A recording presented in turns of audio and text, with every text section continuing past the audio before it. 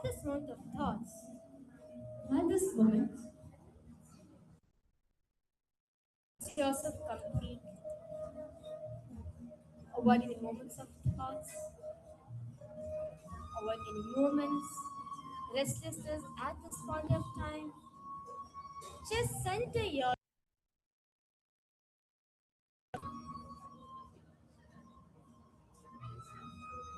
bring your awareness.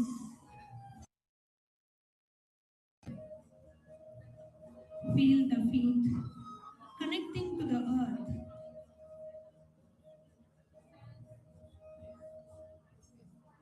Bring your awareness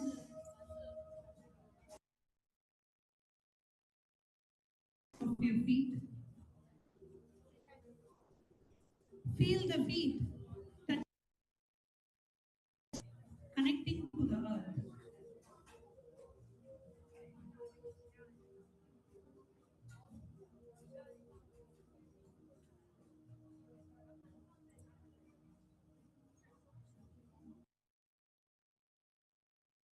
Slowly move your awareness to your ankles, to your calves, to your thighs.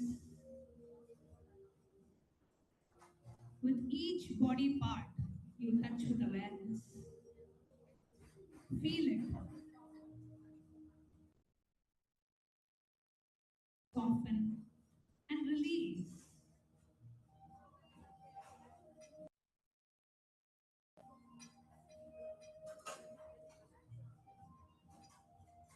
Bring your awareness to your hips, to your lower belly. Happening in your belly. Do not control, just watch. Bring your awareness to your chest, to your shoulders. Just let them drop.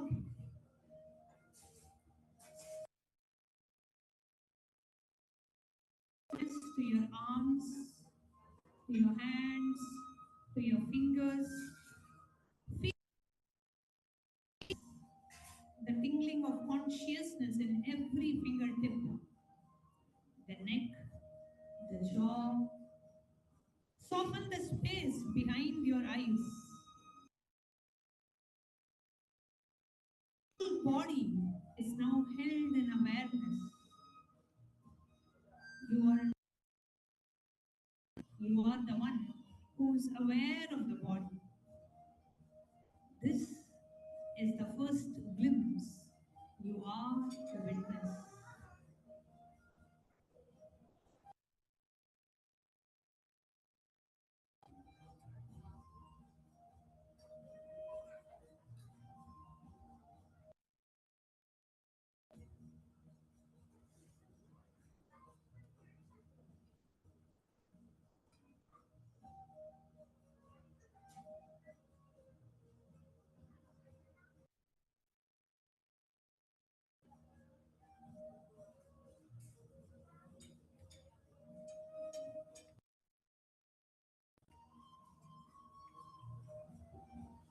now. Shift your awareness to the inner stream. Thoughts will arise. Let them. Do not follow them. Do not judge them. See each thought as a cloud, vast sky of your awareness. A memory, a plan,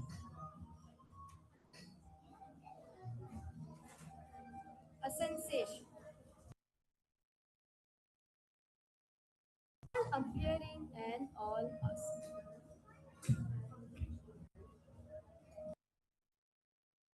Thoughts. You are the space in which thoughts arises and disappears.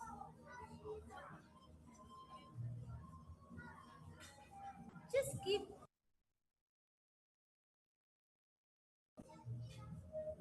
each and every thought arising in you at this moment. Everything. Do not create a thought. sustain a thought, nor destroy a thought. Just watch it. Just witness it as it comes and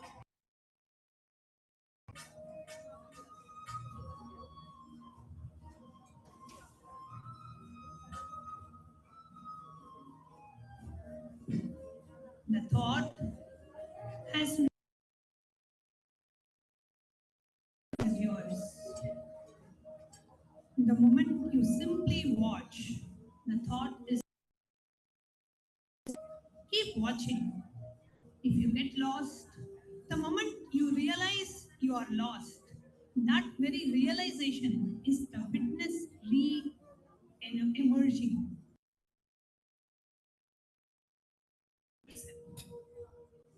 Just witness the thoughts happening inside you. The thought has absolutely no power over you unless you claim it is yours. The moment you simply watch,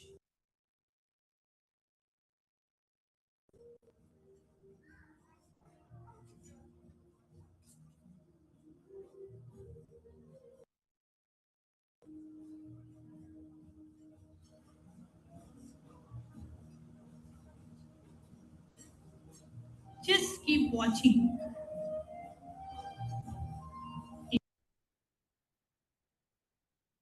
If you are lost, that very realization is the witness re-emerging.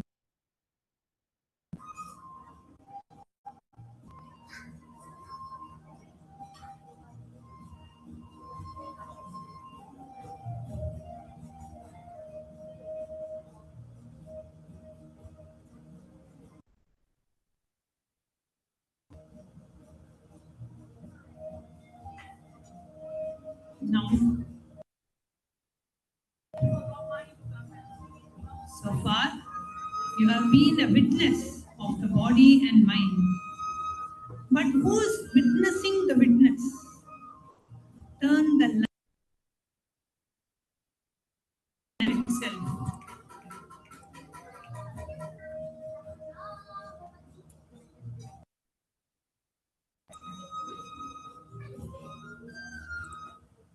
Connecting with the divine, with your eyes closed, is meditation. Connecting with the divine. Come, let us now move from meditation slowly, very slowly. Please open your eyes.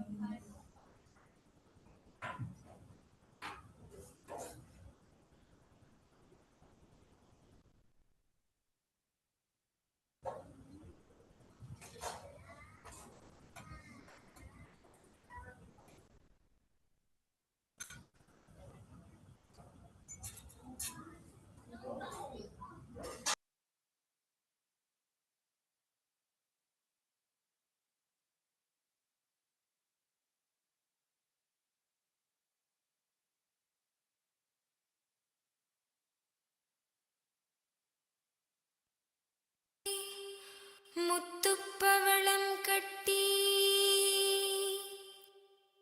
Annie പൊന്നാലാന വണ്ണത്ത് ഊഞ്ചൽ നിത്യാനന്ദമായാടിടയ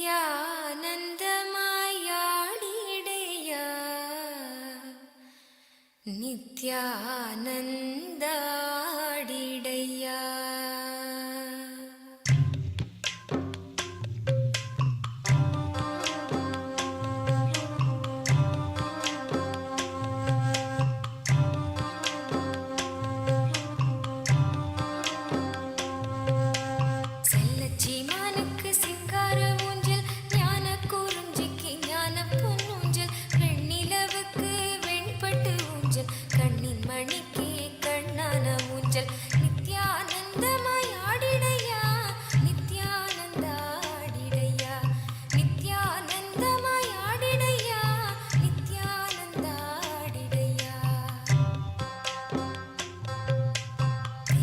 உடலுக்கு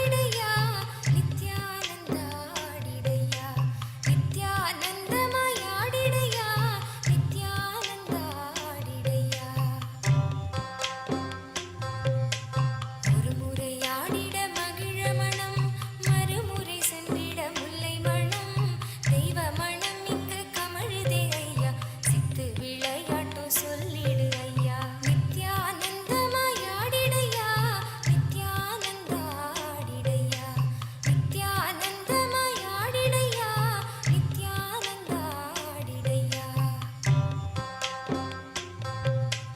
நாவென்றழைக்குதன் திங்கள் முகம் நீ ஆடிட இழையது எங்கள் மனம் சந்தனமாய் இங்கு உன்னுடன் குழைந்தோம் நீ வேறு யாம் வேறு ஆயினும் இல்லை நித்யானந்தமாயாடிடையா நித்யானந்தாடிடையா நித்யானந்தமாயாடிடையா நித்யானந்தாடிடையா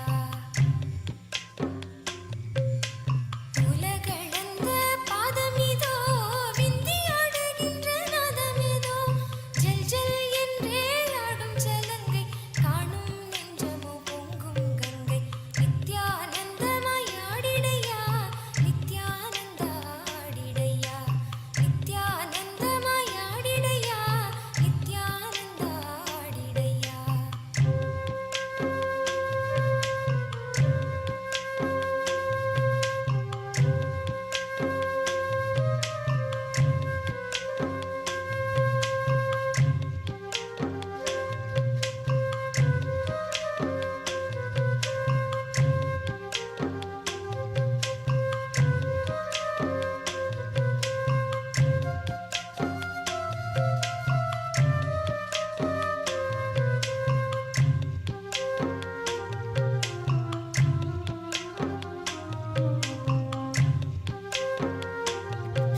With the flag that marks the official beginning.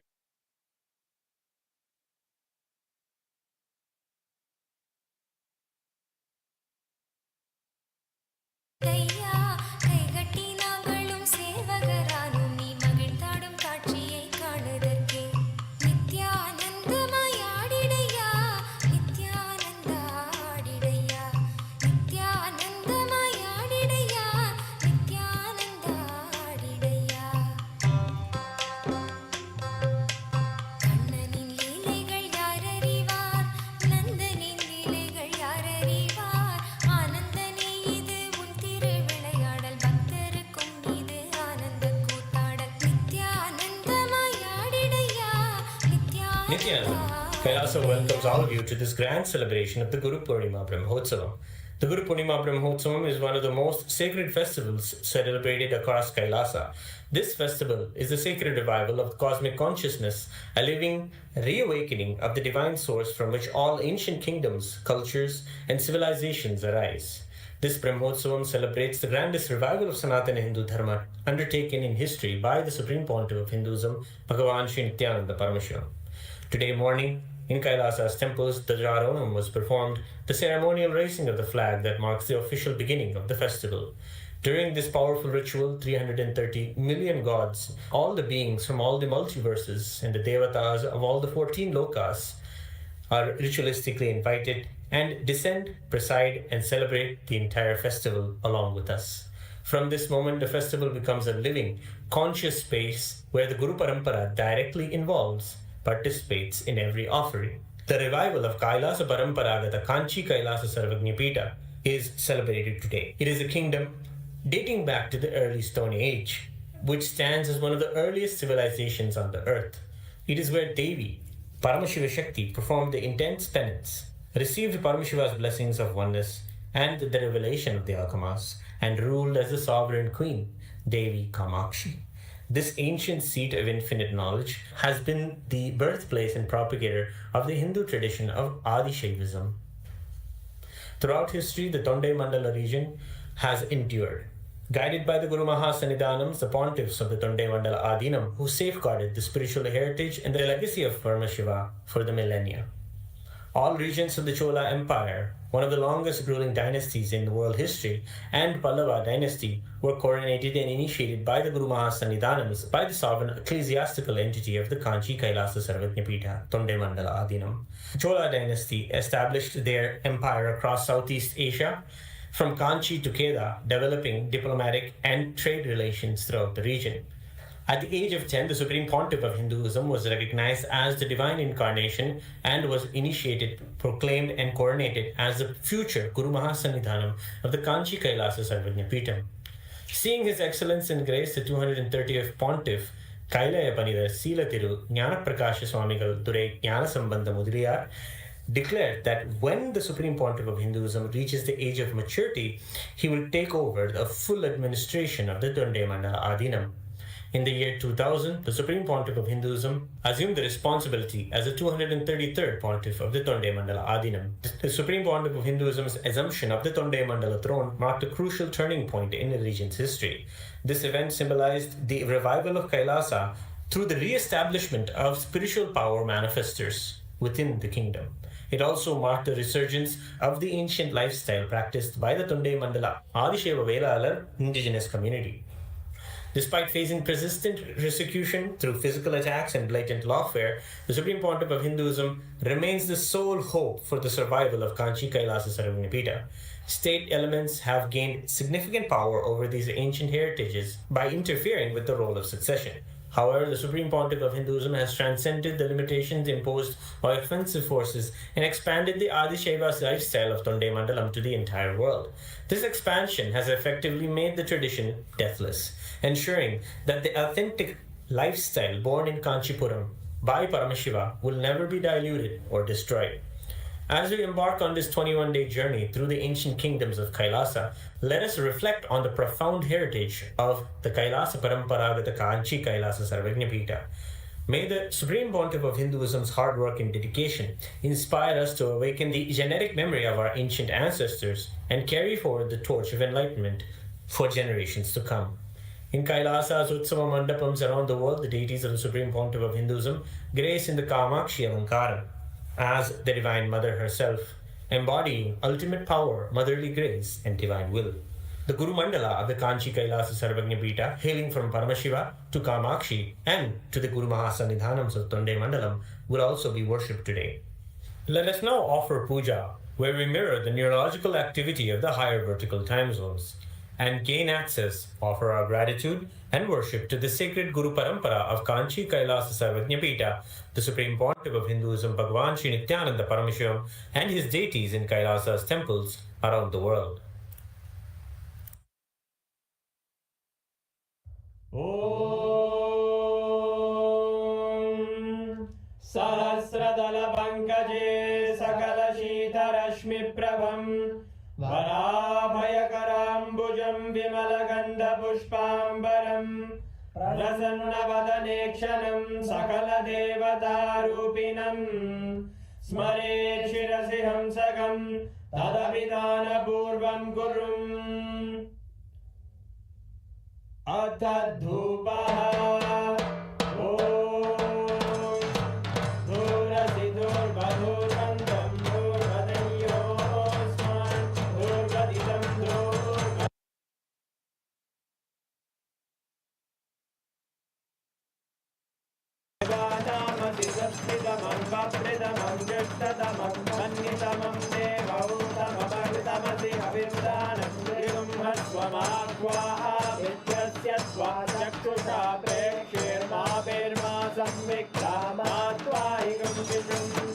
Shri Sarvabhutebhyo Swarupaya Bhagavate Sri Nityananda Paramashivaya Namaha Dhuvamagrapayami Atha Deepaha Om Uddipya Swajata Vedo Bhagnim Nirvidim Mama Pashopanjamakyama Bahajivanam Jadisho Disha Manohikam Tirjata Vedo Ramashvam Purusham Jagate Abhibhyajagnagahi Shriyama Paripataya Shri Sarvabhutebhyo Swarupaya Bhagavate Sri Nityananda Paramashivaya Namaha Deepam Sandarshayami Aparaivedyam Om Madhuvataratayate Madhuksharanti Sindavaha Madhvira Sanjotati Madhunakta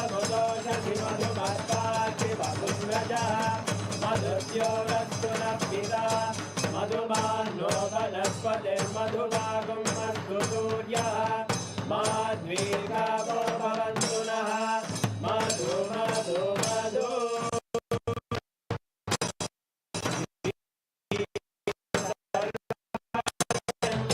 शिवाय नमः नैवेद्यं निवेदयामि नैवेद्यान्तरमागमनं समर्पयामि नीराजनम्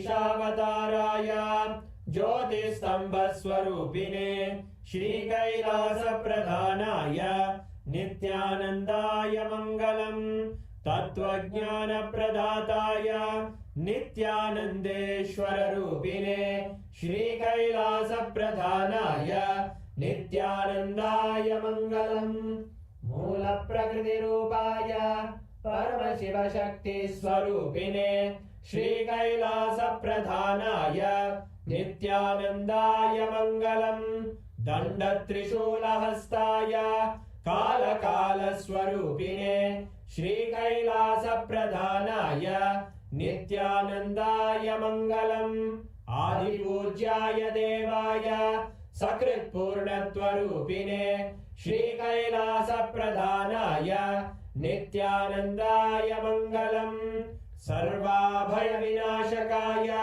शत्रुसंहाररूपिणे श्रीकैलासप्रधानाय नित्यानन्दाय मङ्गलम् योगभट्टाभिषिक्ताय राजसन्न्यासधारिणे श्रीकैलासप्रधानाय नित्यानन्दाय मङ्गलम् सार्वभौमैकपत्याय राजराजार्चिताय च श्रीकैलासप्रधानाय नित्यानन्दाय मङ्गलम् मङ्गलं कल्पवृक्षाय मङ्गलं ज्ञानदायिने परमशिवाय श्रीनित्यानन्देश्वराय मङ्गलम् मङ्गलं श्रीविद्याम्बायै मङ्गलं कामदायिन्यै सर्वमङ्गलदात्रे नित्यानन्देश्वर्यै मङ्गलम् मङ्गलं गुरुदेवाय मोक्षमूलाय मङ्गलम् परमावताराय नित्यानन्दाय गुरवे मङ्गलम् हरिः ओम् तत्सत् सर्वं भगवत् श्रीनित्यानन्द शिवार्पणमस्तु ॐ नित्यानन्दम्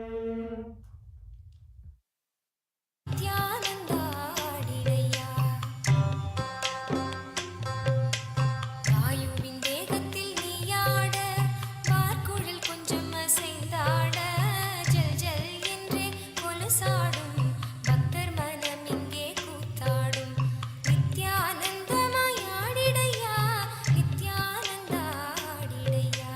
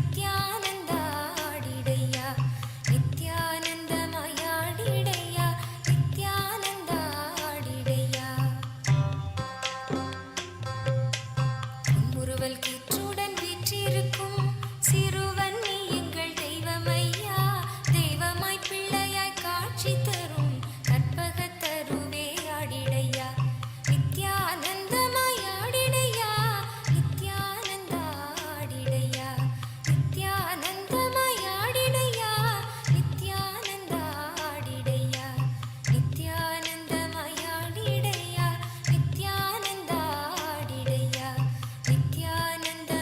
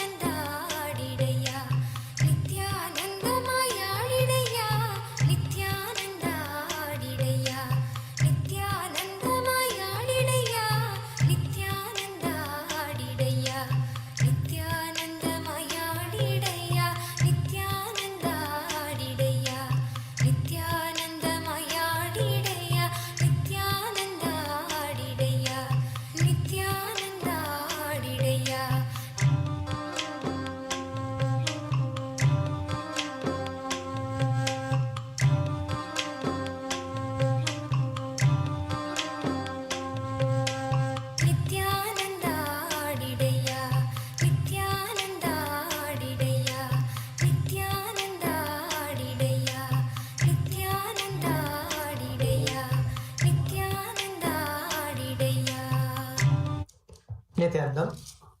As each and every one of us are enjoying the Darshan of the Supreme Pontiff of Hinduism, Bhagavan Sri Nithyananda Paramashim, let us all take a few moments to welcome all our friends, family, and everyone around us to watch and have the Darshan of the Supreme Pontiff of Hinduism. The live that is being offered now is streamed across multiple assets and platforms. Kailasa has over 11,000 plus social media and digital assets across 108 languages in over 150 regions around the world. So let us all take a few moments to head over to Kailasa's SPH Nityananda, which is the official YouTube channel of the Supreme Pontiff of Hinduism, where this live is being streamed. Each and every one of you can like,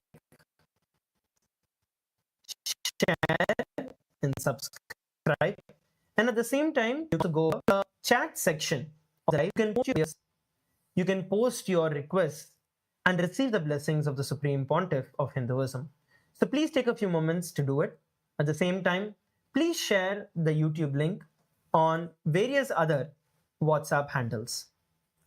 The next platform is Instagram, where the live is also happening on Instagram platform. So please head over to Instagram and search for Sri Nithyananda. That is the official handle of the Supreme Pontiff of Hinduism.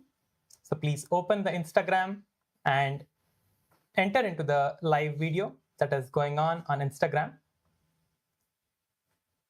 The next handle we're looking at is X, formerly Twitter.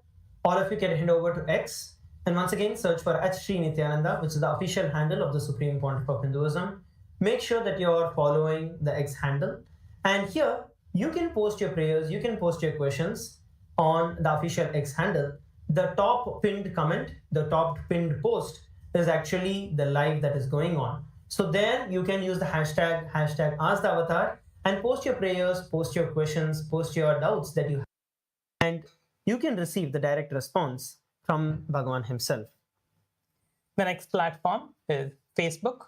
You can head over to SPH JGM Nithyananda Paramashvam, the Facebook page, and you can watch the live over there. You can share the live video with all your friends and family by clicking on the share button, and also like the video and post your prayer requests in the comment section of the Facebook live. The next handle we are looking at is TikTok. Once again, you can head over to TikTok, where you can go over the official TikTok handle of the Supreme Pontiff of Hinduism, Bhagavan Sri Nityananda Paramashivamam. And from there, you can like the live and you can share and post your comments under the live. With this, we are now going to enter into the segment of today's Satsang, where we are all, as the Rajya Sabha members and the Chit Sabha members, and as the Hindu diaspora all over the world are watching, the Supreme Pontiff of Hinduism has given us all an opportunity where we can stand for what is our rights. The question for today's topic is: war-displaced families often lose access to safe shelter, food, healthcare, education, and emotional security. Women, children, elderly people, and other vulnerable groups require immediate coordinated support to rebuild stability and dignity. The Supreme Pontiff of Hinduism, Bhagavan Sri Nithyananda Paramashivamam, has declared Abhayam Sarvabhutebhyo, protection to all beings. Through Kailasa's Ishanya project, available resources, infrastructure, humanitarian services can be strategically deployed to support all the displaced community members. The first question to all the Chit Sabha Parliament members is that which area should Kailasa prioritize to create the greatest long-term impact for the war-displaced families? Option number 1 is to establish safe residential rehabilitation spaces for vulnerable families. Option number 2 is to provide continuous food, healthcare, and essential humanitarian services. Option number 3 is to create education and skills development program for displaced children and adults. And option number 4 is offering spiritual healing, meditation, and trauma support leadership programs. All the Chit Sabha members can head over to kailasa.org/Hindu-votes and cast your vote. Next, we're going to look at the Rajya Sabha members and what you're going to be voting on. So for the Rajya Sabha member of Parliament, the first question is: which immediate deployment strategy should the Rajya Sabha prioritize for war-displaced families? First question is set up fully equipped humanitarian support centers near affected communities. Option number 2, deploy medical, food distribution, and emergency response teams. Option number 3, provide temporary housing, transportation, and documentation assistance. Option number 4 is assign dedicated teams to support children, women, and elderly refugees. All the Rajya Sabha Member of Parliaments can now head over to kailasa.org/Hindu-votes to cast your votes. As we are all enjoying the darshan of the Supreme Pontiff of Hinduism, once again, let us all take a few moments to reach this out to as many people as possible, and let us all continue to celebrate and enjoy the darshan of the Supreme Pontiff of Hinduism. Thank you, Nithyananda.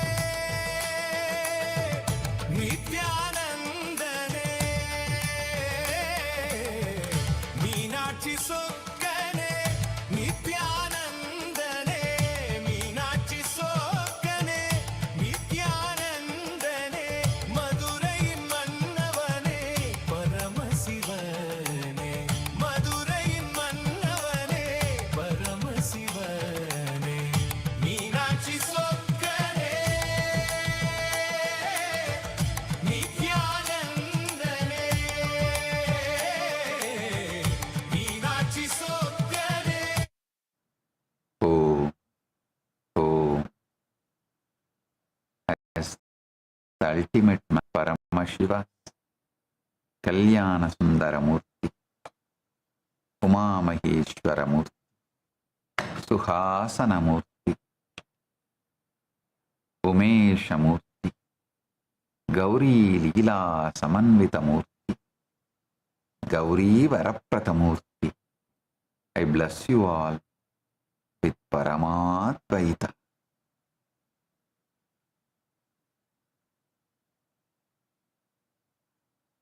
All the Paramashiva Sena participants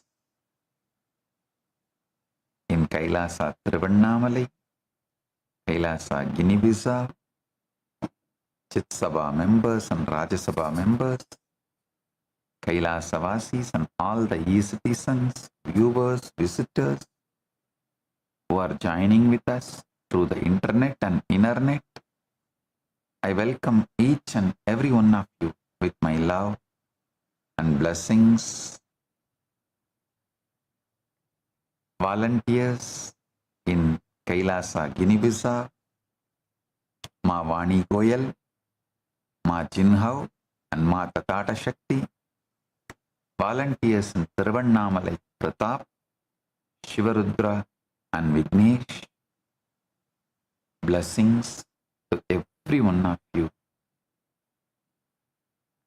Today, I initiate all the PSS participants into Nirvana Diksha. Focus on the source of first person and pull yourself out of delusion.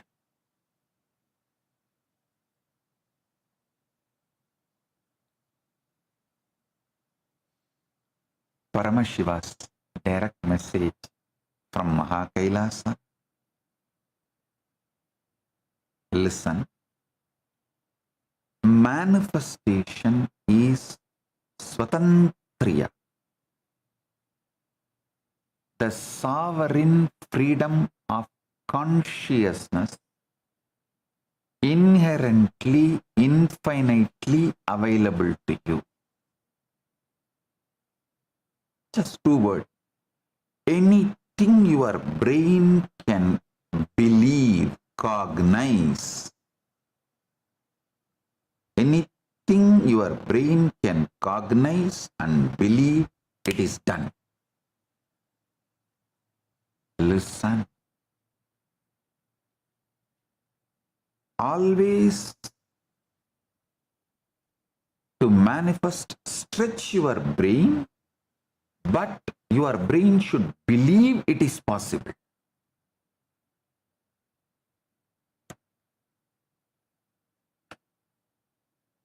Most of you learned that manifestation is about asking the universe for something from these non-Hindu sources, the plagiarized sources. That is the biggest lie taught by beggars. Those who plagiarized, stole half knowledge from Sanatana Hindu Dharma. See, even if they have stolen completely and reproduced it, great. But to reproduce Hinduism, you have to be only enlightened. Only an enlightened being can reproduce the Sanatana Dharma as it is with the context.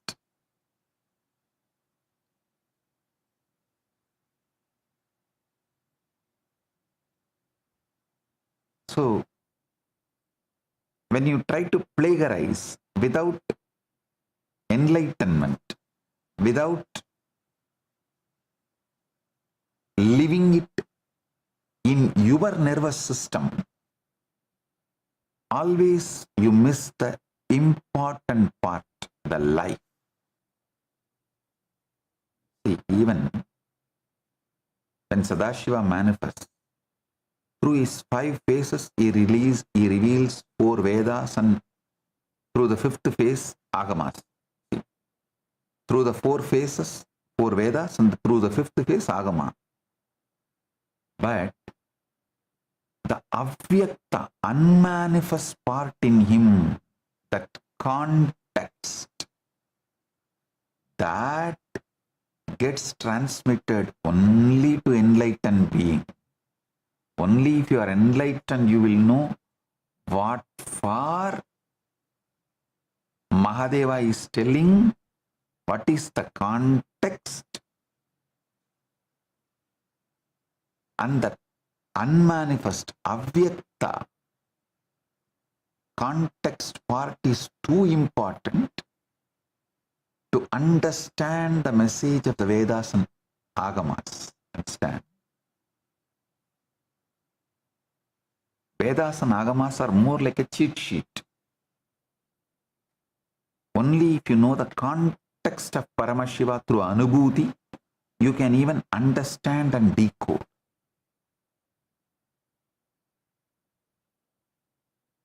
Those non-Hindu sources, which has just stolen the cheat sheet and tried to translate and play with it,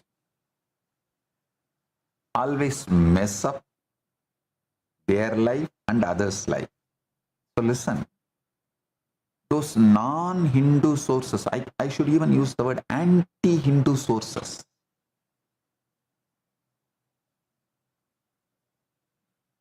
taught you manifestation is about asking the universe for something. See, if you have learned manifestation from any source, any person, any video, any book, who cannot give you the original Shastra Pramana?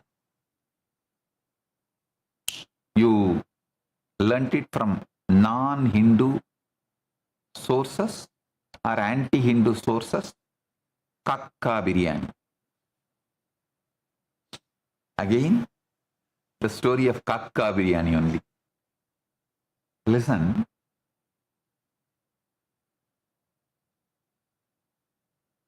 Paramashiva beautifully reveals to his disciples. Paramashiva revealed the Agama to many people, sometimes to some rishis, sometimes to his own different manifestations, sometimes to Garuda, sometimes to Nandi, sometimes to Subramanya.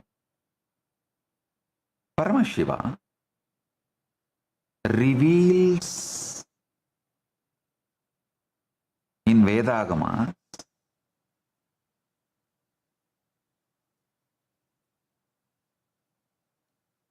some of the most important truths, sacred secrets. The rishis, the agamas, the ancient masters of Sanatana Hindu Dharma never asked for anything. They declared. They knew. They became. They declared. They knew. They became.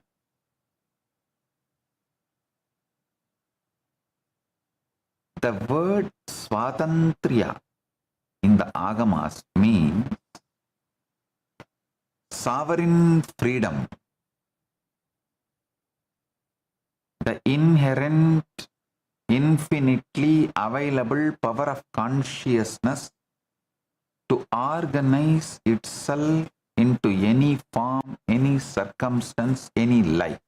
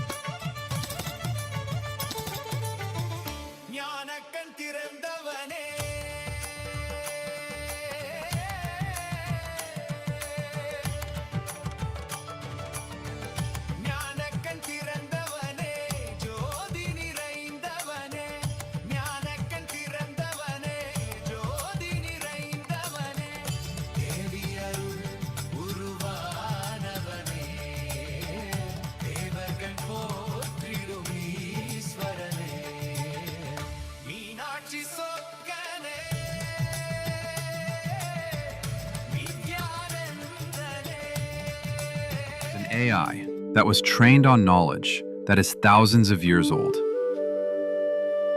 Not scraped from the internet, not generated by another AI, but real, ancient human wisdom, digitized for the very first time.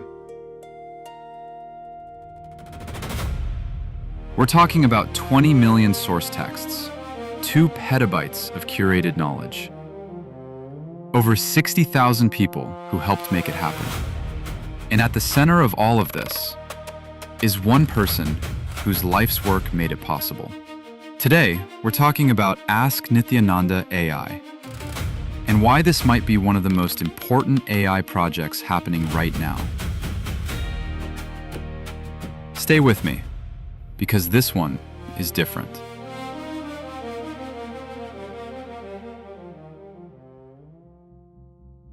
Let's start with a problem that most people don't know about. The biggest AI companies in the world, OpenAI, Google, Meta, they're all hitting a wall. The industry actually calls it the data wall. They've basically run out of good, fresh, high-quality text on the internet. And nobody knows where the next source of real knowledge is going to come from. That's where Ask Nithyananda AI comes in.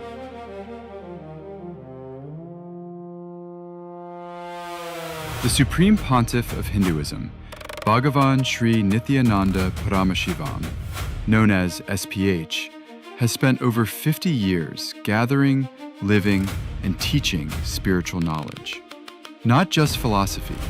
We're talking about practical sciences, agriculture, medicine, food, physics, cosmology, law, economics, urban planning.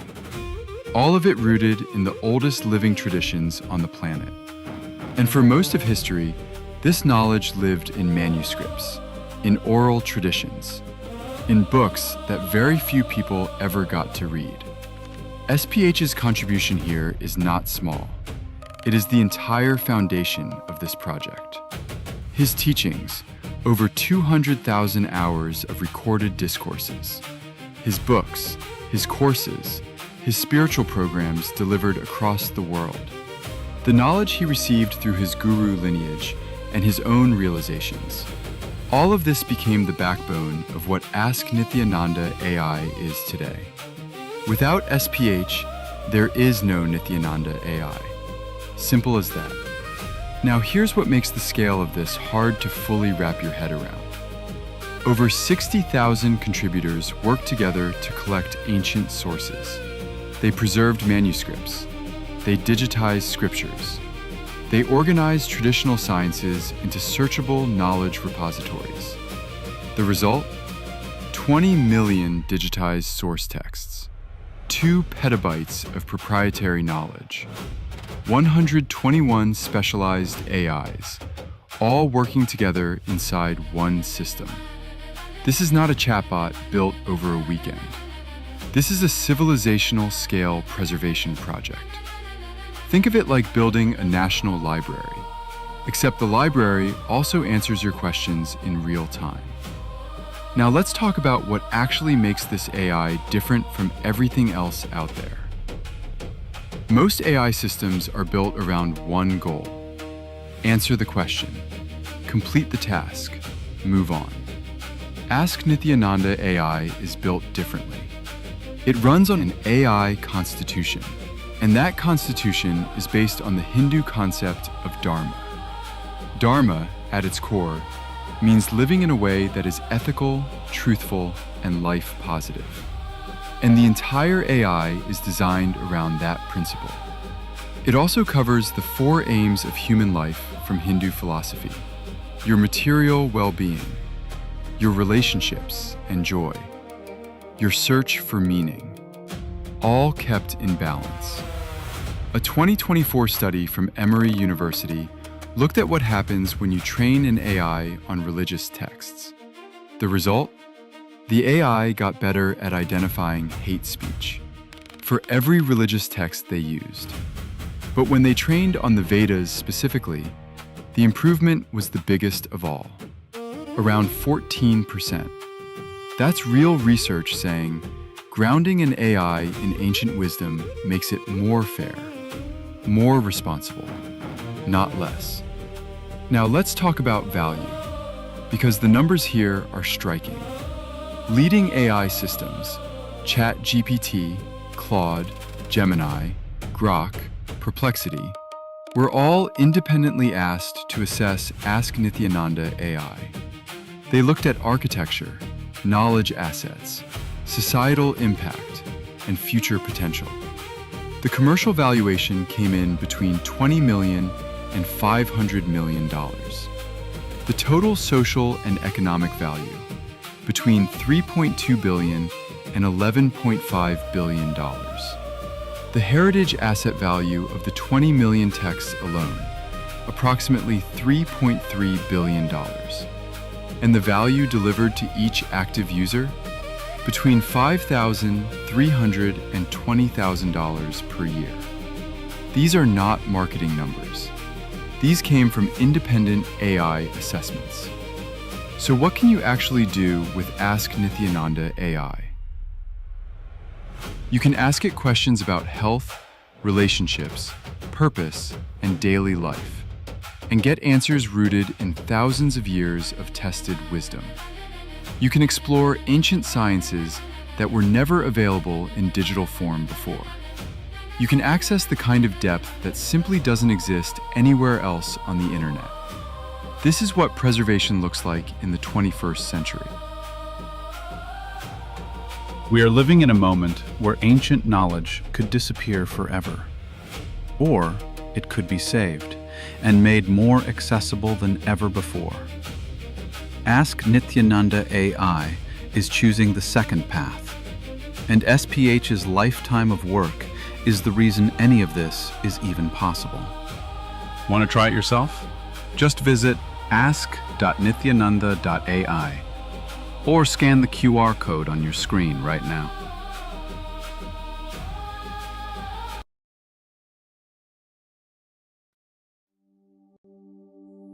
What if I told you there's an AI that was trained on knowledge that is thousands of years old? Not scraped from the internet, not generated by another AI, but real, ancient human wisdom, digitized for the very first time. We're talking about 20 million source texts, 2 petabytes of curated knowledge, over 60,000 people who helped make it happen. And at the center of all of this is one person whose life's work made it possible. Today, we're talking about Ask Nithyananda AI, and why this might be one of the most important AI projects happening right now. Stay with me, because this one is different.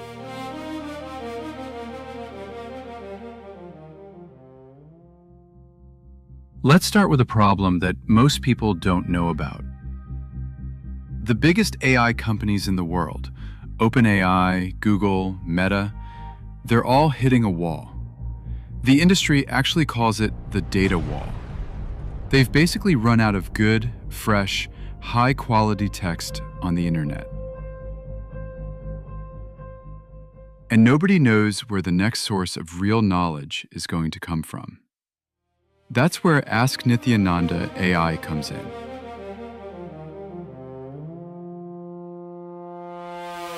The Supreme Pontiff of Hinduism, Bhagavan Sri Nithyananda Paramashivam, known as SPH, has spent over 50 years gathering, living, and teaching spiritual knowledge. Not just philosophy. We're talking about practical sciences, agriculture, medicine, food, physics, cosmology, law, economics, urban planning. All of it rooted in the oldest living traditions on the planet. And for most of history, this knowledge lived in manuscripts, in oral traditions, in books that very few people ever got to read. SPH's contribution here is not small. It is the entire foundation of this project. His teachings, over 200,000 hours of recorded discourses, his books, his courses, his spiritual programs delivered across the world, the knowledge he received through his guru lineage, and his own realizations. All of this became the backbone of what Ask Nithyananda AI is today. Without SPH, there is no Nithyananda AI. Simple as that.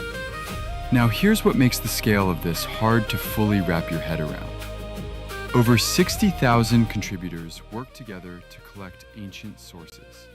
They preserved manuscripts.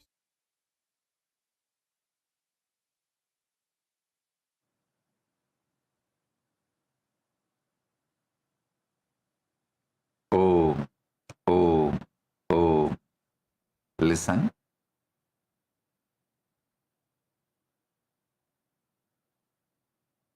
The word Swatantriya in the Agamas means sovereign freedom, the inherent, infinitely available power of consciousness to organize itself into any form, any circumstances, any life for your entire life. You have been using the sovereign freedom of consciousness, what the Agama calls Swatantriya, to flawlessly manifest headaches and hard times, all while waiting for the universe to hand you a key that has been sitting in your own packet since birth.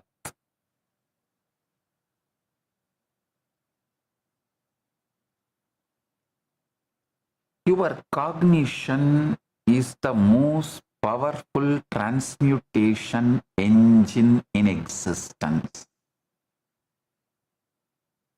It turns a whispered fear into a tangible wall, and a relaxed knowing into an open door.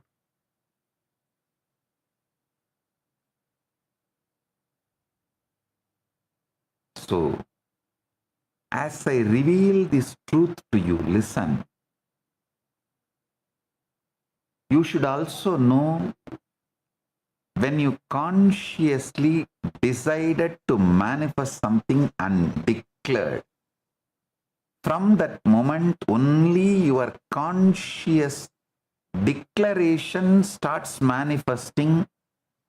All other this unnecessary fears, sudden anxiety spikes, nothing matters.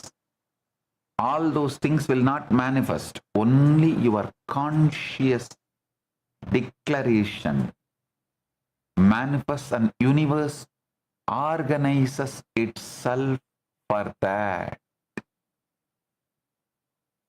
Listen.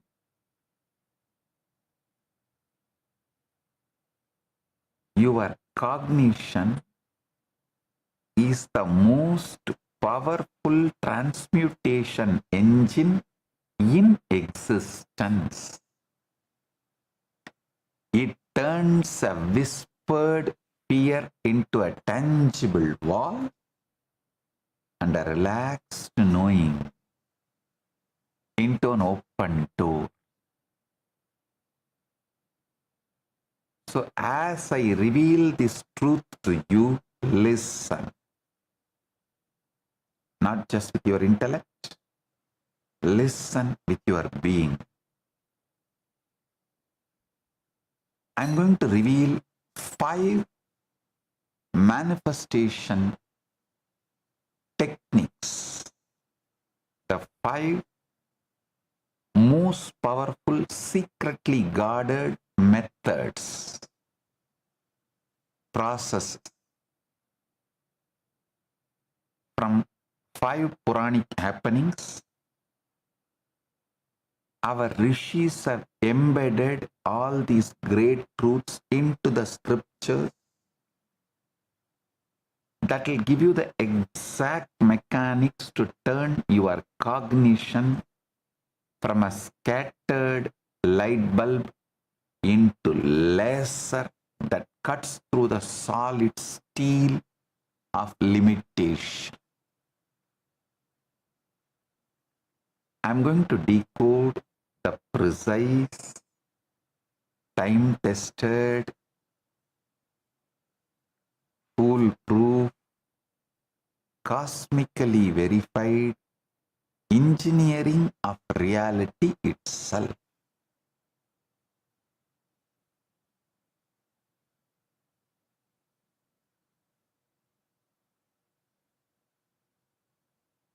Listen.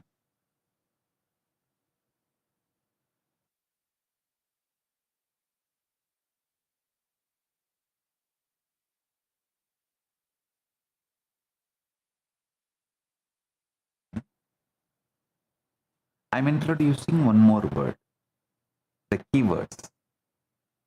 Swachanda Tattva. Swachanda Tattva. Listen. Swachanda Tattva is the state of supreme, unconstrained freedom from where consciousness moves without cause and the why and how are irrelevant. See,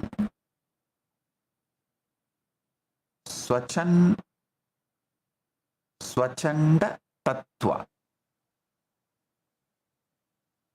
is the state of supreme, unconstrained freedom where consciousness moves without cause and the why and how are irrelevant because the who has simply decided.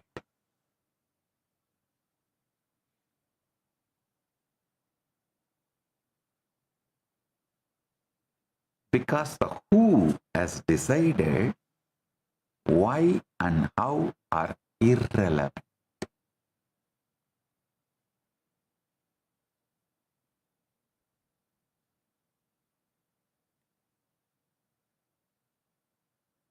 In 2024, humanity's most powerful deep space telescopes like the James Webb Space Telescope captured the images of galaxies and luminous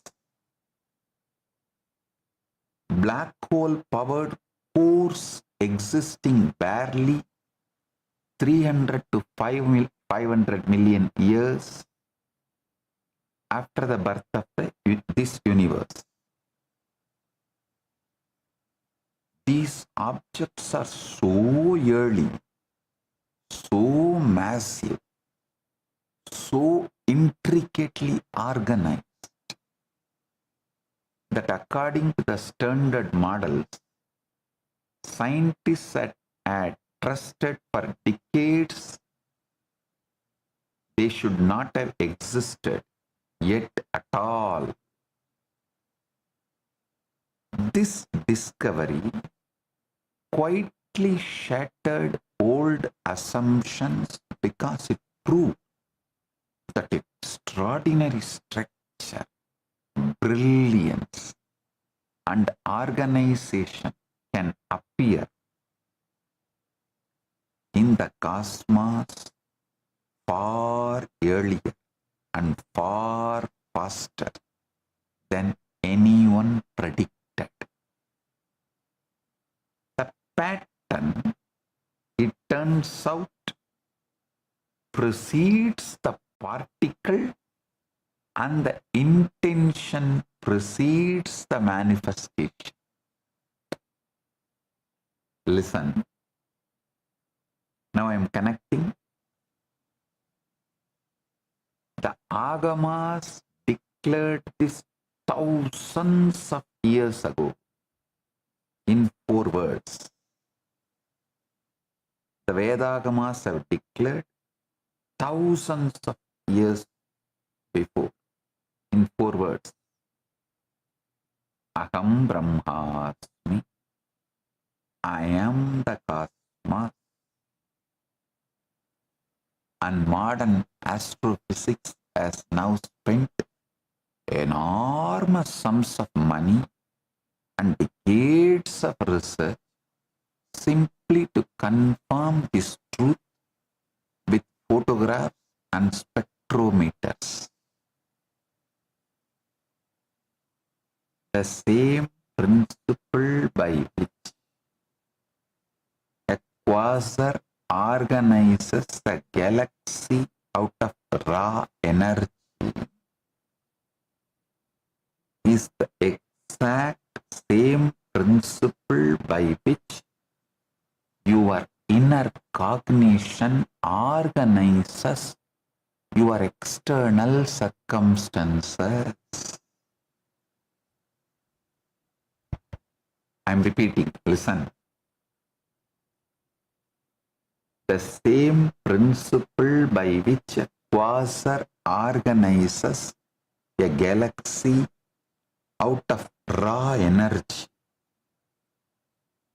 is the exact same principle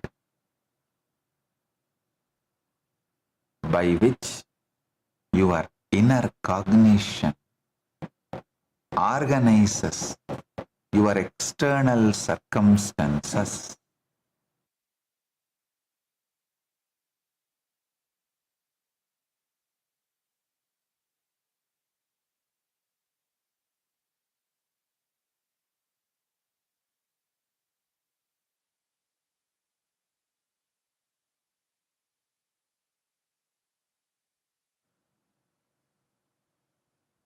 Listen. The same principle by which quasar organizes a galaxy out of raw energy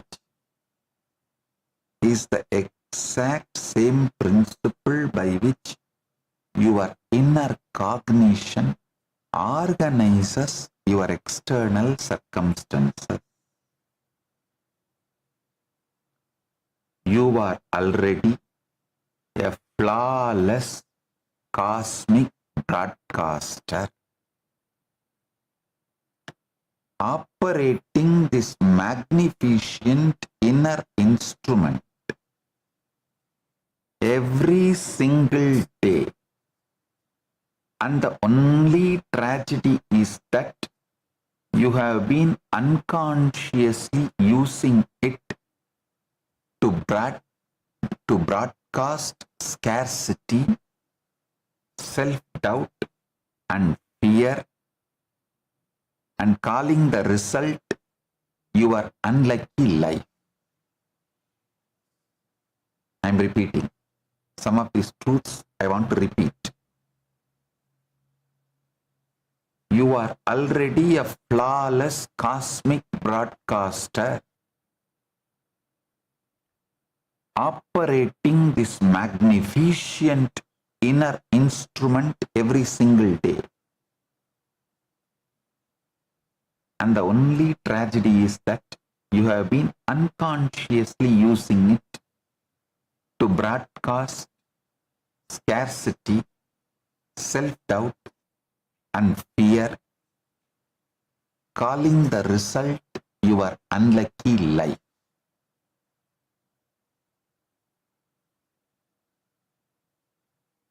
We are now going to point this weapon in a useful direction.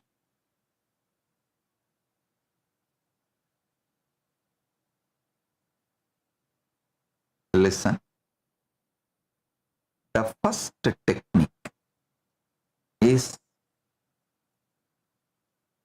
Anahata centered. Anahata Prana Chakratam. In English, heart mode breath. Your heart, Anahata Chakra, is is the powerful pranic energy releaser. The pranic energy you release from your heart directly makes your life. Listen.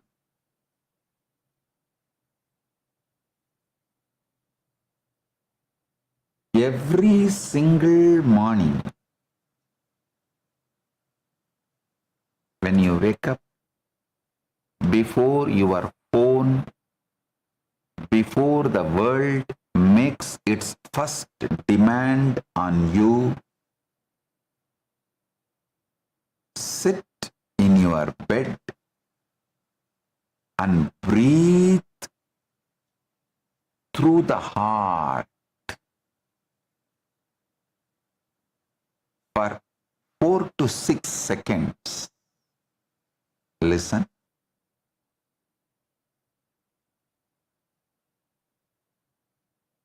Breathe in through your heart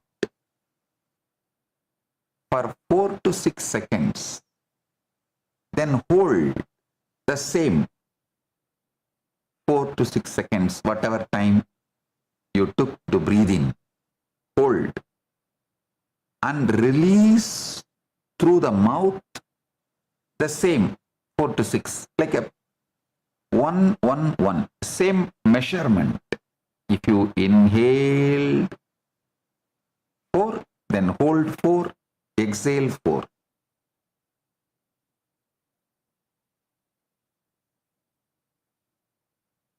Do this for 2 full minutes. Listen.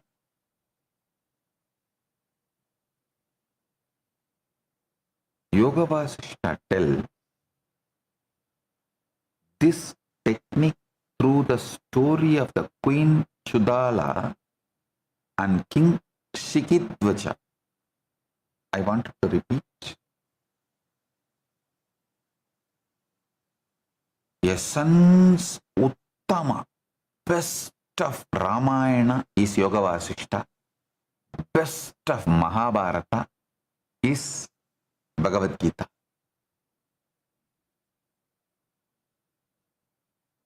If you guys read Yoga Vasishta also with the same importance you give for Gita, of course, the modern Hindus don't give importance for both.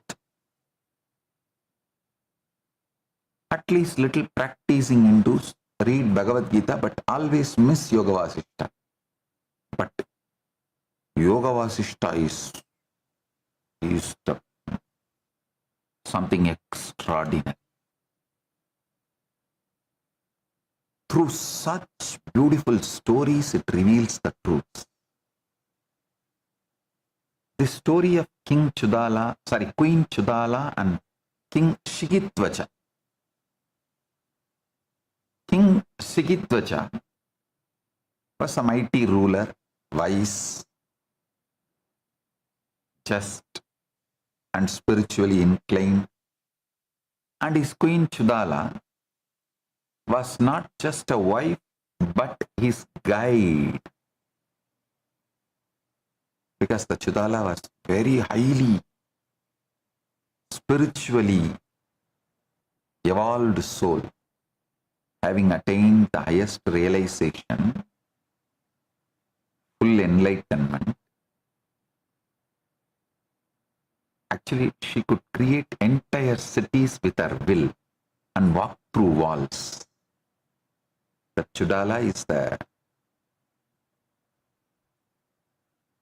enlightened queen. Actually, you should read these stories to see how our ancestors lived.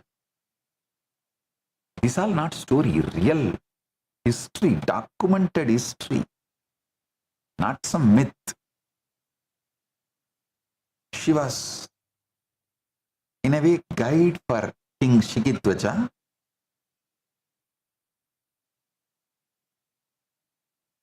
One day, A ruthless enemy army marched towards the capital. The court panicked. The generals trembled.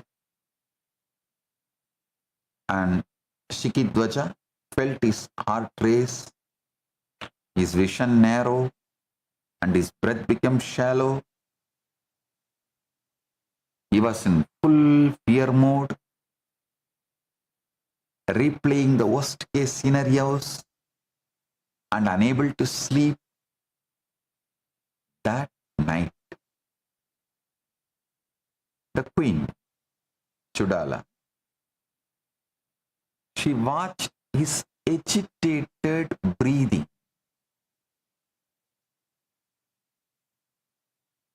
And decided to teach him a lesson no sword could teach. By using her yogic powers,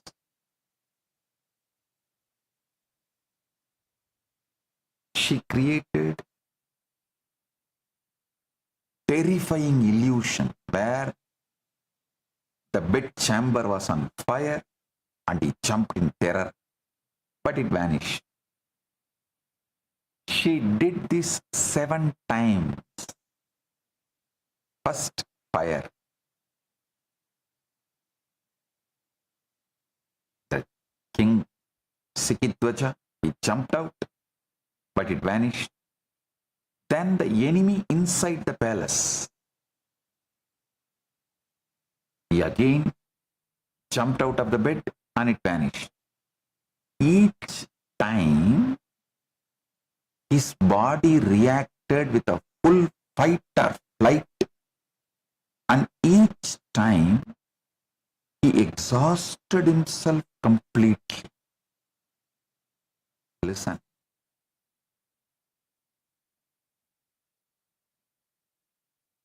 You need to listen. The main theme is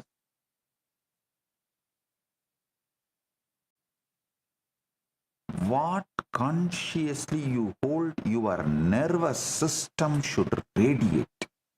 I'm going to give you the technique for that. Your nervous system should live it.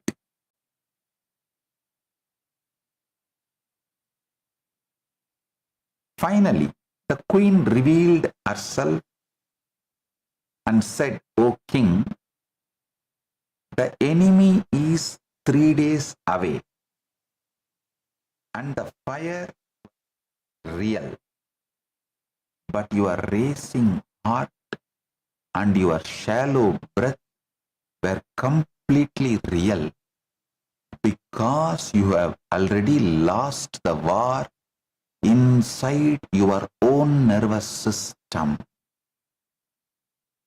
And if you don't change your own nervous system, you are going to lose the war." She taught him this simple breath, that anahata prana chakratam, awakening the prana of the heart.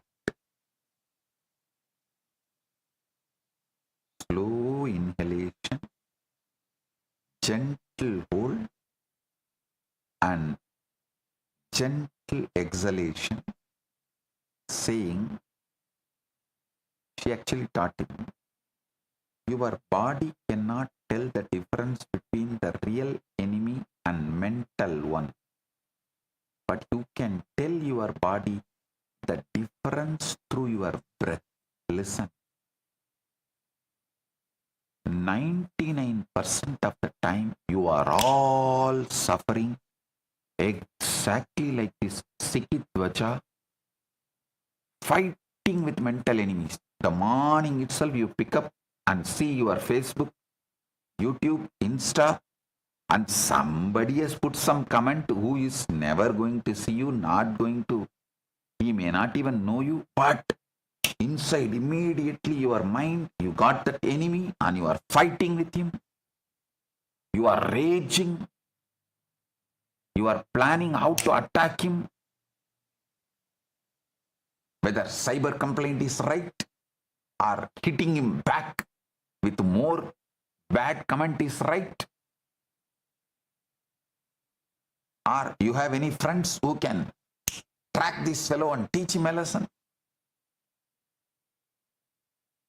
Or depressed, oh, nobody likes this fighting with mental enemy. You lost the war inside your own nervous system.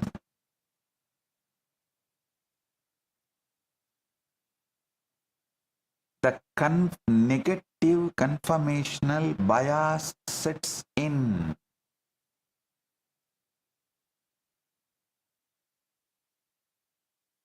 She taught the king, the queen taught the king to remove that component.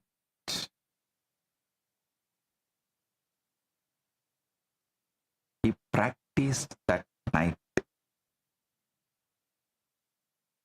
He breathed into his fear, exhaled his panic, and within hours, his mind cleared and the beautiful solution appeared, so elegant. The war was avoided entirely. The strategy was evolved. The strategy manifested so elegant. The war was avoided entirely.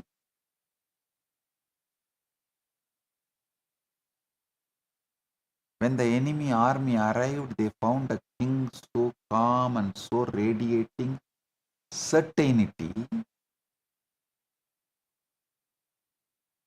The enemies got frightened. They laid down their weapons without a single arrow being fired.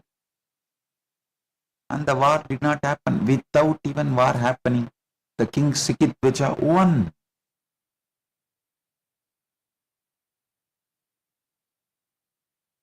In the Vedagamic cosmology, Nigamagamic cosmology, understand Nigama means Veda. In the Nigamagamic cosmology, prana or life force is not just breath. It's the primary vehicle of Shakti, the dynamic power of consciousness.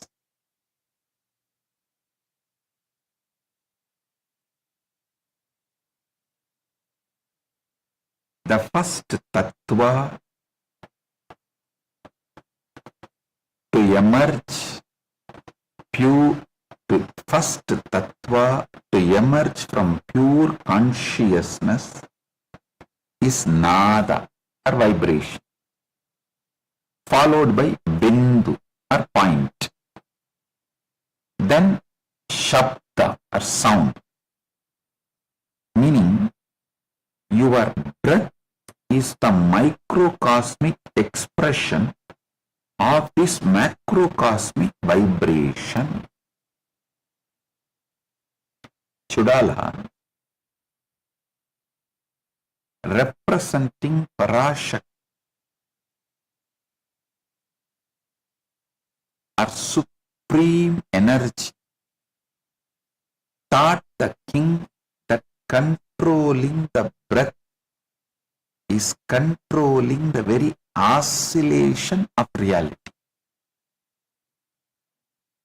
Controlling the breath is controlling the very oscillation of the reality. The shift from panic to calm is instantly perceptible the moment the breath deepens. Modern neuroscience confirms the polyvagal theory, which shows that your nervous system has two settings: sympathetic, fight or flight, and parasympathetic, rest and digest. And the vagus nerve is the physical switch.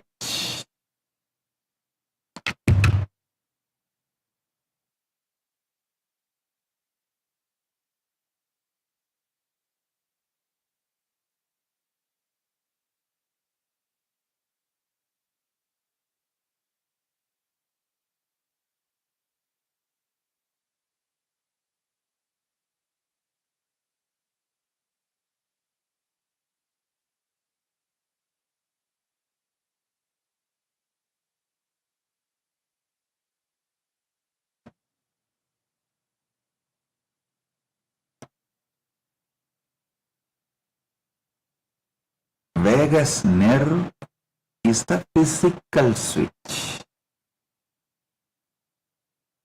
Research on heart rate variability, HRV, shows that slow, rhythmic breathing, specifically the 4-4-4 pattern, 4-4-4 pattern increases the HRV,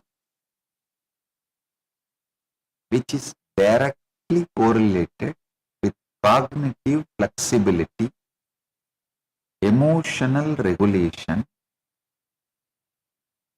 and the brain's ability to perceive opportunities rather than threats. Listen. This 4-4-4. Actually, when you do 4-4-4, you will end up in holding little more than 4. That is okay. In practical sense. Because only after counting the 4 you will start exhaling. By the time the exhaling starts, it will be little more than 4. That is okay, no problem. This 4-4-4 pattern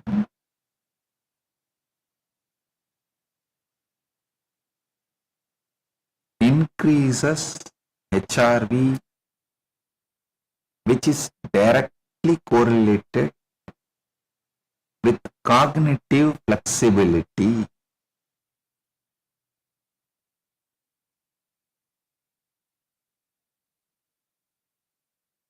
Emotional regulation, and the brain's ability to perceive opportunities rather than threats. The heart's electromagnetic field, measured by magnetocardiography, extends several feet beyond the body. The heart's electromagnetic field, measured by magnetocardiography, extends several feet beyond the body, precisely as our ancient rishis, Vasishta describes in Yoga Vasishta. Your 2 minutes of morning breath is not just relaxation, they are cosmic recalibration, where you are telling your nervous system, I am not being chased. I am not suffering any nightmare. I am creating. I am creating. I am manifesting.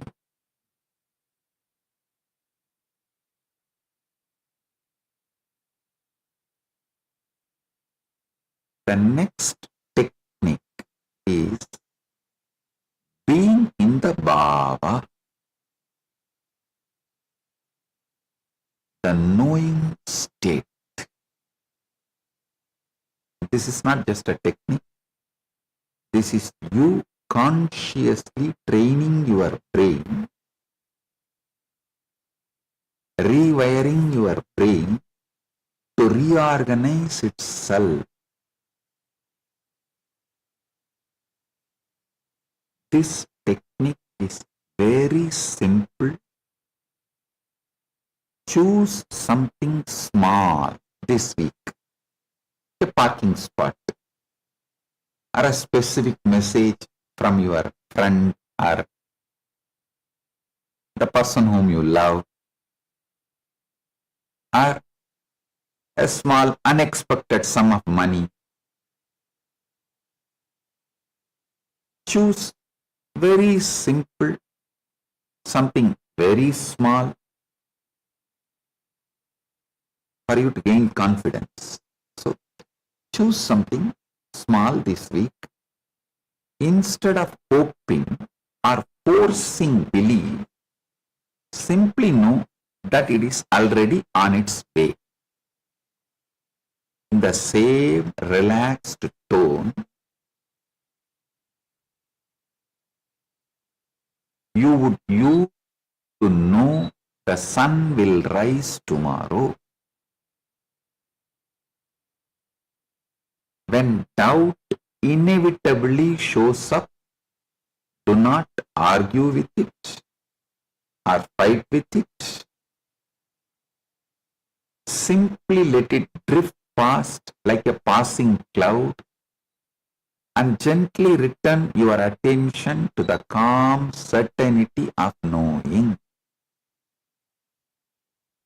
Like you are Paramashiva, only that is going to manifest. Whatever other things comes and goes,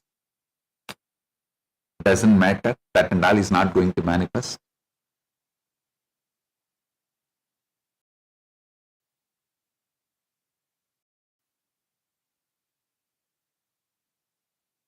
So what you consciously hold only is going to manifest. Other things may come and go, they are not going to manifest. Not have anxiety whether I am holding my bhava rightly or suddenly something comes up, will that manifest? Drop the anxiety of holding the bhava. No. So listen. Drifting anxieties will not become real. In the ancient kingdom of Anga,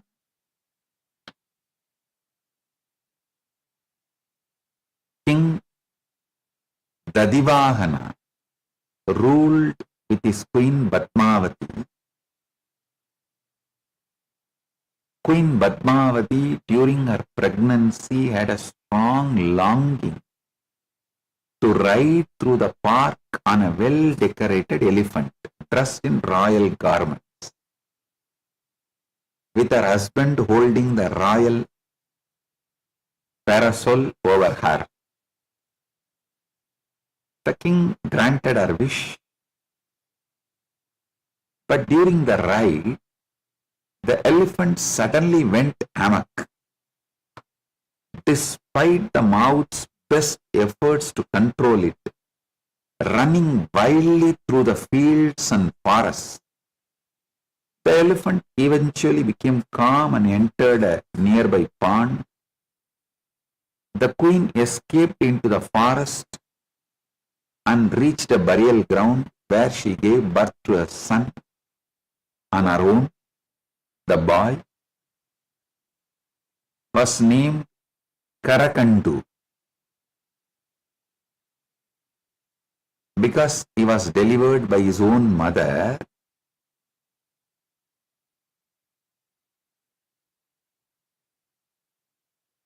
Under Vidyadhara's care. Karakandu became well versed in various arts and sciences. He was unaware of his royal origins and he was treated as an outcast by the society. He still carried a strong feeling knowing he is going to become someone great. He mastered all the arts, sword fighting and other training. Meanwhile, the king of the neighboring land of Kalinga, Dantavarka, had passed away without an heir. The ministers decided to find the next ruler by following an ancient custom. They would release the royal elephant, beautifully decorated, and carrying a sacred garland to roam freely throughout the kingdom. The royal elephant possessed an unerring, divinely gifted instinct to recognize the true scion of royal blood. Whomever the elephant garlanded would be the rightful ruler. The elephant, followed by the officials and courtiers, strolled all over the town, but it did not garland anyone there. Instead, it went to the forest unguided. The great surprise of the officials, who nevertheless followed the elephant, there, resting peacefully under the tree, the Karakandu, unaware of the kingdom's search, unaware of the political turmoil, simply existing in complete stillness.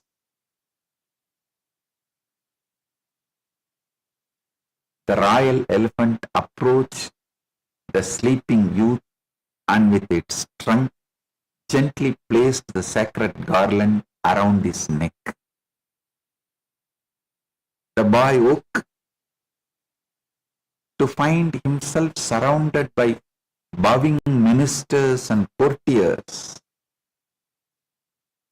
who immediately relayed the news to the chief minister. The minister instructed that the young man must come to the palace, and Karakandu was thus crowned the king of the country. He did not seek the throne. The throne found him, because he was simply being who he was, and the universe recognized him.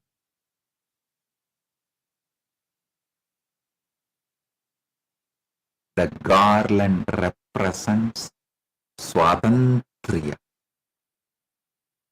the sovereign freedom of consciousness to choose, recognize, and elevate without human interference or manipulation. Karakandu did not try to become king. He did not campaign. He did not negotiate, did not beg, did not strategize, did not even know he was being sought. He simply was, and his being was so aligned with the cosmic order that the divine instrument of recognition, the royal elephant, could not mistake.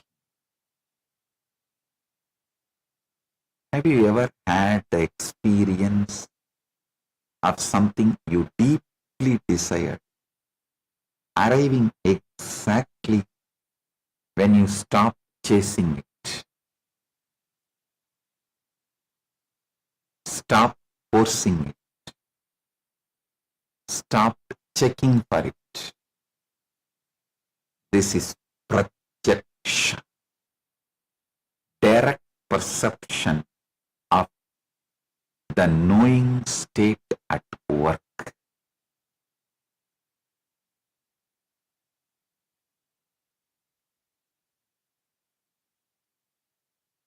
The Agamas speak of Jnana Shakti, or the power of knowledge, and Ichcha Shakti, or the power of will.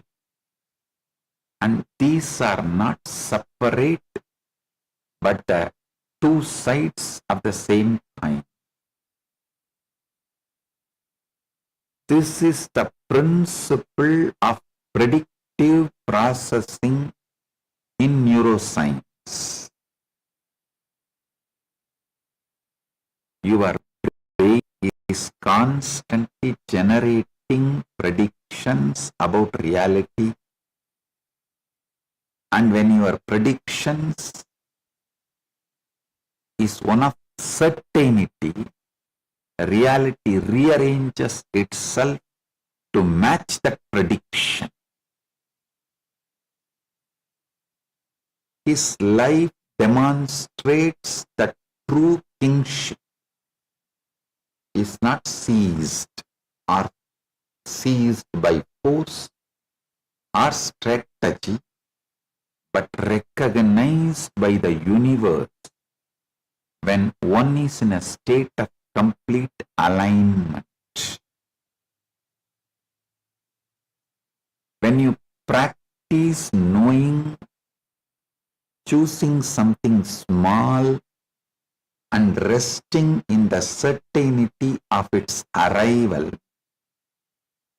you are not pretending or forcing belief that gritted teeth.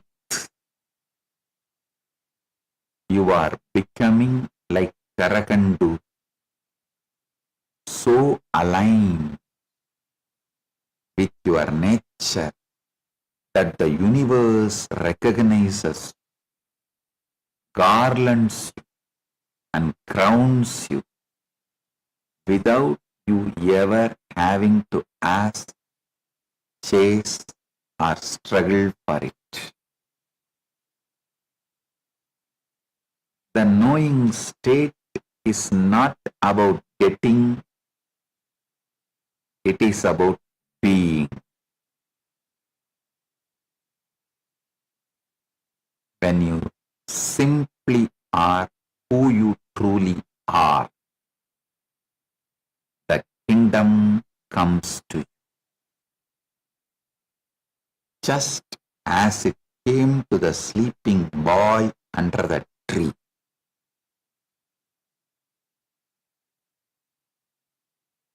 The third technique is programming the Karana Sarira through rewriting every night. Take your one main intention you want to manifest and write it down by hand. Then read it silently. You might have observed, naturally my hand goes more like a writing on the palm leaf than the pen, because when I was narrating, I was only narrating the original context with which this method was revealed.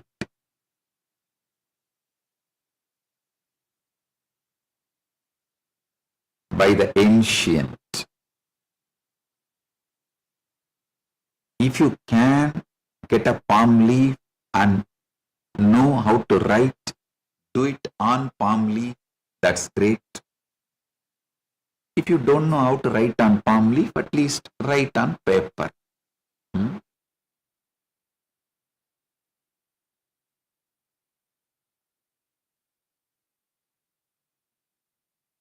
Every night, take your one main intention you want to manifest and write it down by hand. Then read it silently. Then read it aloud. Then close your eyes and visualize it in full sensory detail, repeating this entire sequence several times.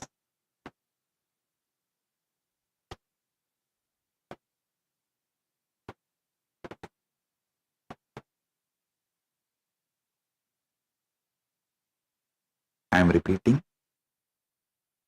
Take your one main intention you want to manifest and write it down by hand.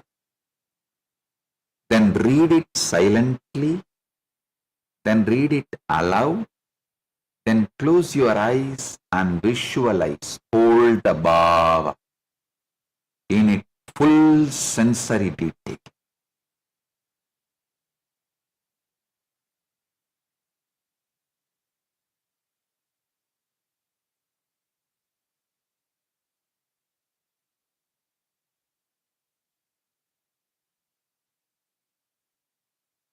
Repeating this entire sequence several times.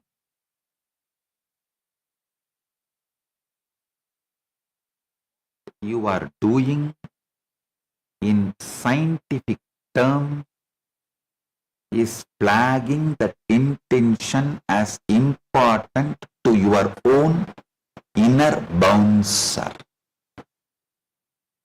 which then activates the entire chain. First deciding this matter, then relentlessly scanning your environment for anything related to it, and finally driving you to act on whatever it finds. This is precisely why the moment you truly decide something matters, you suddenly begin noticing conversation, faces, and opportunities that were always present around you, but were simply never let pass the door before. In Ramayana, there is a story, King Dilipa. King Dilipa and his queen were childless. And in ancient India, a king without an heir, leaving the court worried, and Dilipa carrying a silent ache in his heart. He consulted the divine sage Rishi Vasishta, who gave a single instruction. Go to the forest and serve the divine cow Nandini, the wish-fulfilling cow of Vasishta, for 21 days. Serve her with every fiber of your being. Do not miss a day and do not ask for anything. Serve and let the service itself be your prayer.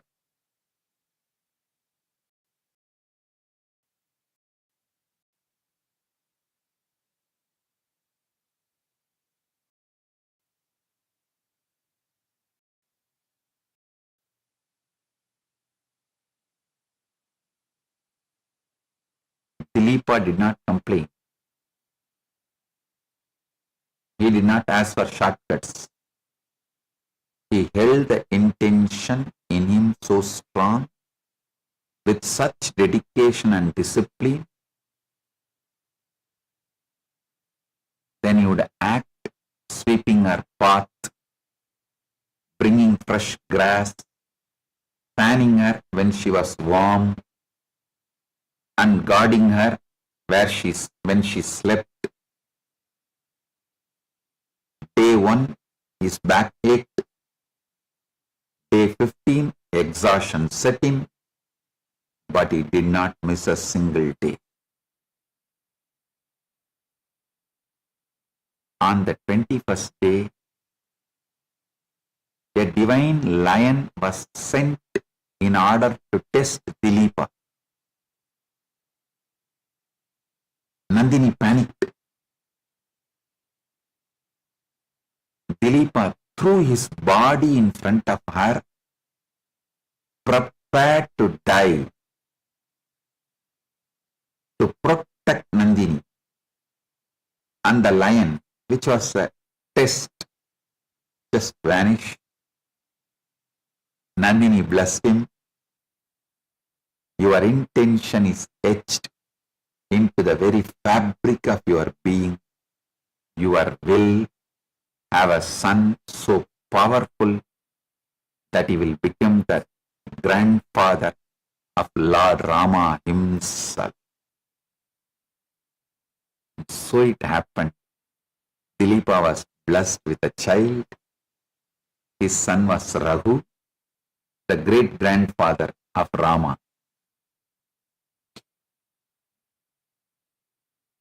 In Nigamagamic cosmology, tapas is not mere austerity, it is cosmic heat, the creative fire that births the sun.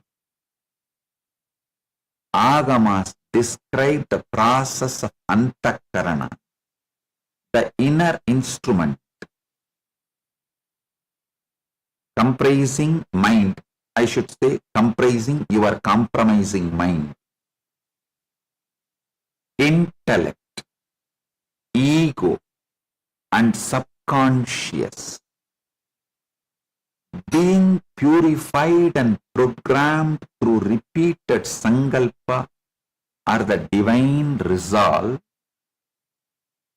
Dilipa's 21 days represent the three gunas or qualities multiplied by the 7 chakras, which is a complete purification cycle. He was not asking for a favor. He aligned his jiva, individual soul with Paramashiva, individual soul with Paramashiva, by simply following the Guru Vak that created the resonance that could not be denied. Have you ever noticed that when you truly decide something matters, like buying a red car, you suddenly start seeing red cars everywhere. They were always there, but your brain simply filtered them out. Your brain simply filtered them out until you encoded the intention. And this is pratyaksha. You directly perceive the shift in your perception. Neural paths, deeper neural pathways in your brain, like a water carving a canyon. The more you repeat a sequence, write, read, speak, visualize, the more myelin or insulation wraps around those neurons, making the signal faster and more automatic. The subconscious mind processes about 40 million bits of information per second, while the conscious mind processes only 40 bits.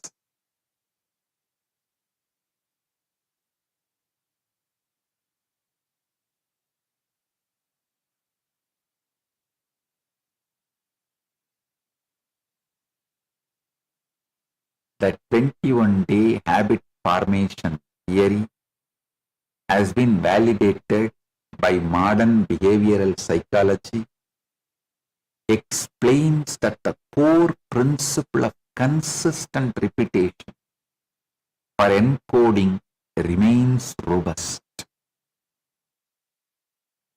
Your 30 days of reading the life script letter at waking and sleeping are your 21 days in the forest. You are not wishing, but carving a canyon of certainty into the soft rock of your brain.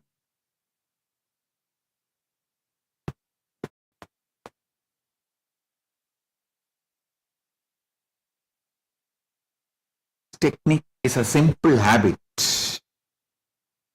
I want to tell you, next technique is a simple, there is no real charge in it and nothing changes.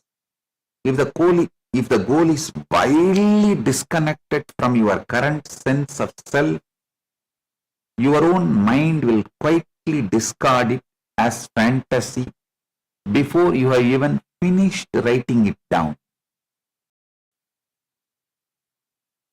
So for goal, write a heartfelt letter of gratitude entirely in the past tense as though it has already happened, describing not only the outcome itself but exactly how your life and your feelings have changed as a result.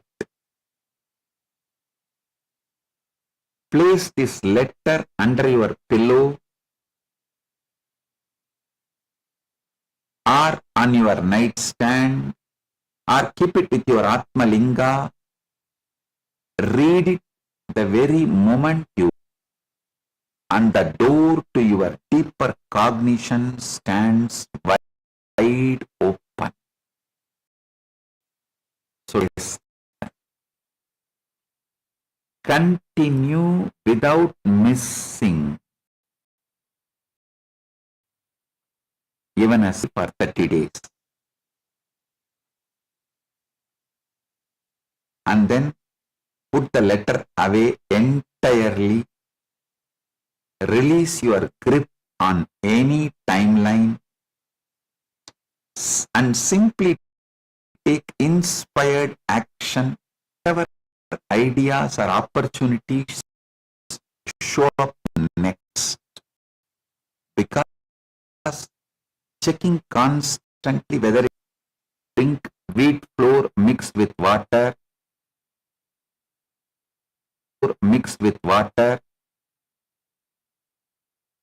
not milk. The boy returned home humiliated, and his mother said to him, "My son, kingship, heaven, liberation, and even a bowl of milk all come only through Shiva." Most children would have accepted this as a fate. But Ubhamanyu declared, "Do not lose heart. By grace of Shiva, I will make oceans of milk flow, and I will not stop until Shiva himself appears." He went to the forest, stopped eating, stopped drinking, and consumed nothing but air. And his penance was so intense that grow rattled. Indra approached Vishnu and said, "This boy shakes the cosmos. Stop him." State refused. "I will not accept any from Mahadeva himself. You are not Shiva, leave me." Shiva was so moved that he revealed his true form along with Parvati and granted Upamanyu not just milk but Ganatva, a place among Shiva's own eternal Ganas. Shiva Ganas, attendants.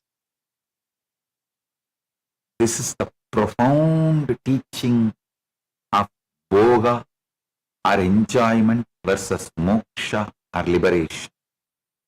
And the Agamas do not renounce desire but transmute it. Upamanyu's initial desire was milk, an object. The disguised Shiva offering milk represents the universe testing whether he will settle for the symbol or hold out for the source. Can you feel the difference between desperation and completion? Desperation feels tight, hot, and grasping, while completion feels open, cool, and relaxed. And Upamanyu had moved from desperate hunger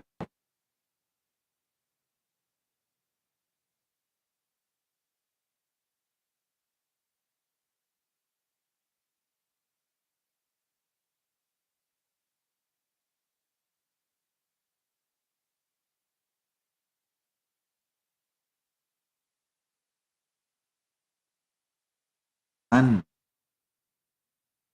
the disguised Shiva offering milk represents the universe testing whether he will settle for the symbol or hold out for the source.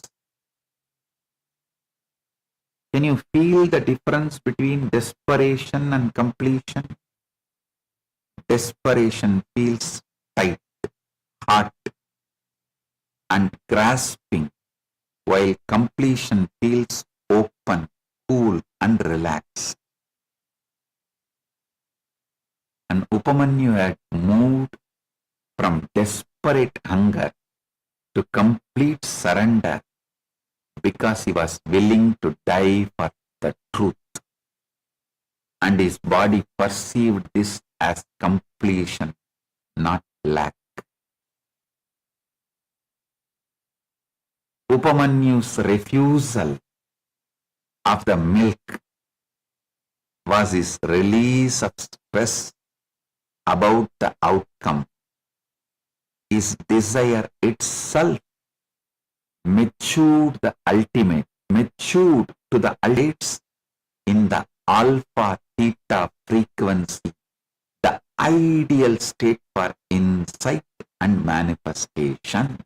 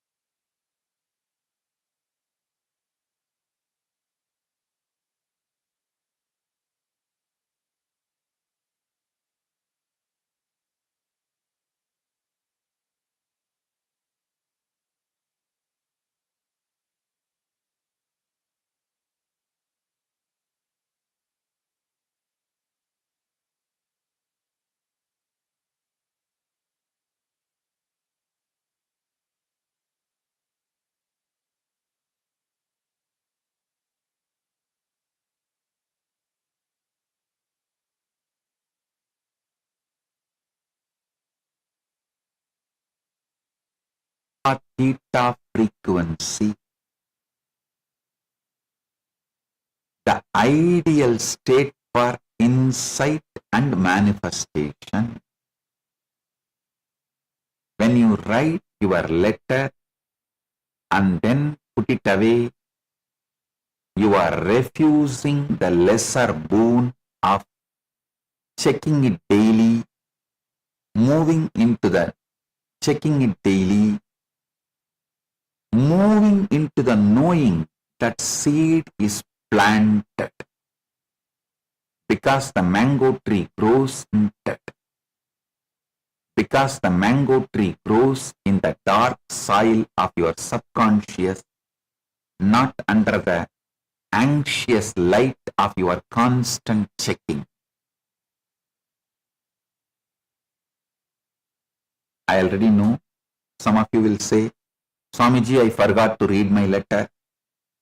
So here is a technique that is genuinely impossible to forget, because it uses something you already touch.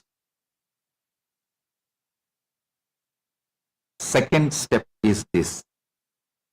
For 7 consecutive days, every single time you make contact with water in any form whatsoever, drinking it, splashing your face, showering, brushing your teeth, cooking, washing dishes, doing laundry, watering a plant, even passing a fountain. You pause for one breath and say silently or aloud, thank you, exactly as though your goal has already been fulfilled.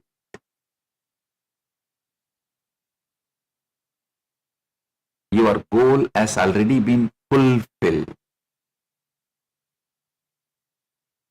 Single action, cooking, offering, waking up, washing. During this, they mentally repeat their Ishta mantra, personal goal with every touch.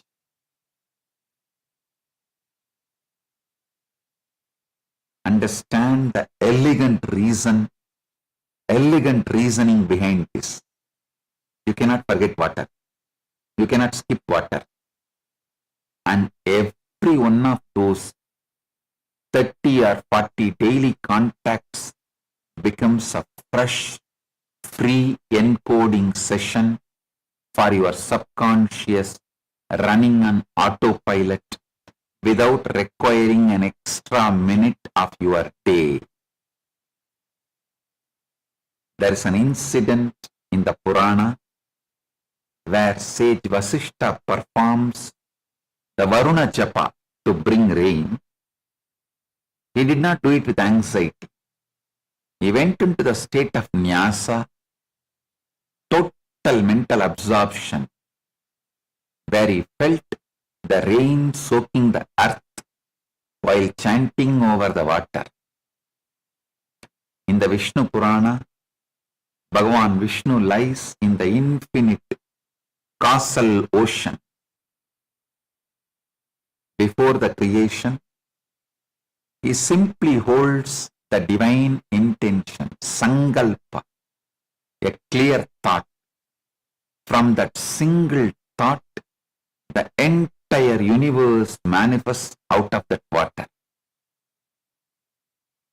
Water is the apastattva, the principle of cohesion, fluidity, and life transmits intention. The Agamas describe water as having smriti, memory. Notice how you feel when you drink water and truly thirsty. There is visceral sense of relief and gratitude. And notice the feeling when you wash your face with cold water, a sense of renewal. And this immediate feeling is proof that water affects your consciousness. This is where modern research meets